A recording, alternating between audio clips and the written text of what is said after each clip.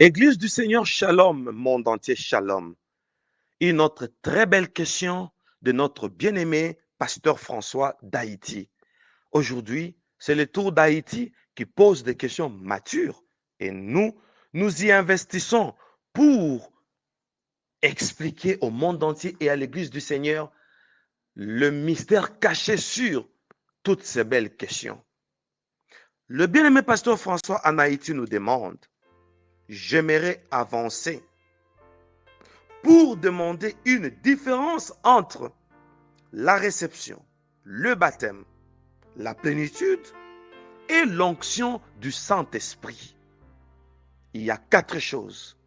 Et sur ces 4 choses, ça va d'ailleurs nous aider à comprendre quand quelqu'un reçoit le Saint-Esprit, comme nous l'avons dit à la précédente émission, que Jésus a dit, l'Esprit du Seigneur est sur moi et il m'a oint pour. Quand nous recevons l'Esprit, c'est pour. Donc le Saint-Esprit ne doit pas être en nous pour peut-être un intérêt égoïste ou un usage égoïste. Non, l'homme de Jésus était un homme travailleur. Et l'Esprit qui entre en nous, c'est pour le ministère. Mais il y a beaucoup d'aspects avec le Saint-Esprit. Mais pour nous cadrer à la question du bien-aimé pasteur François en Haïti, nous disons ceci. 1. La réception du Saint-Esprit, ici, ce n'est pas comme la foi où nous avons cru en Jésus. Et on dit que même les démons aussi croient. Donc, par la simple foi, on n'est pas rempli du Saint-Esprit. Sinon, même le diable serait rempli du Saint-Esprit. Et, entre guillemets, cela serait une contradiction grave.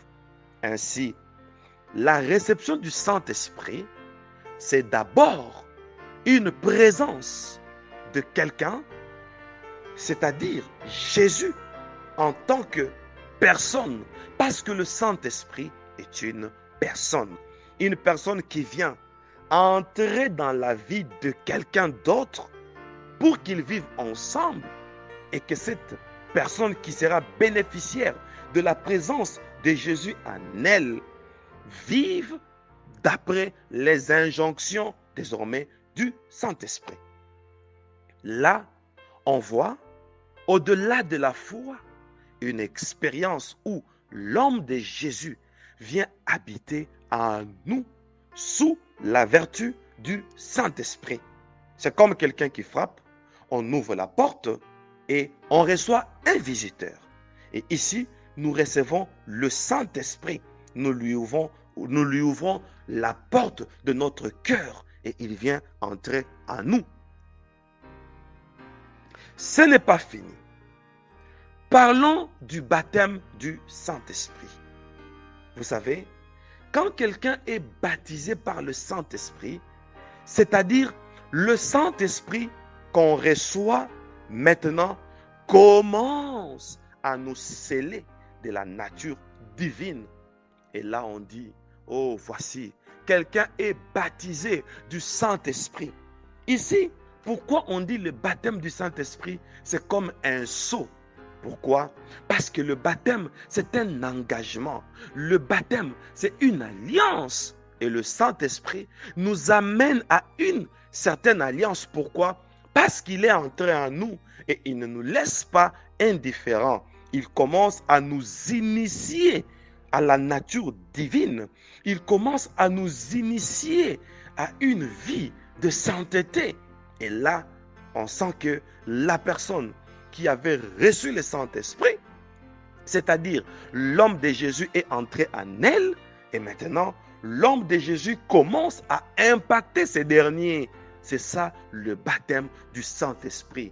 On commence à voir les signes de Dieu en soi. On commence à voir la nature de Dieu, le langage de Dieu. C'est-à-dire, Dieu vient impacter nos facultés naturelles au spirituel. Dieu vient impacter nos facultés naturelles au surnaturel. Et là, c'est le baptême qui entre en exercice et nous sommes baptisés du Saint-Esprit et nous commençons à sortir de l'ordinaire.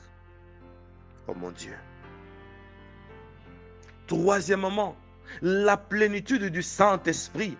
Et je prendrai un autre langage pour dire la plénitude du Saint-Esprit ici stipule de la jalousie de Dieu. C'est-à-dire là où le Saint-Esprit est, c'est comme dans la chambre haute. Il commence à occuper toute la pièce où les disciples étaient, au nombre de 120 personnes.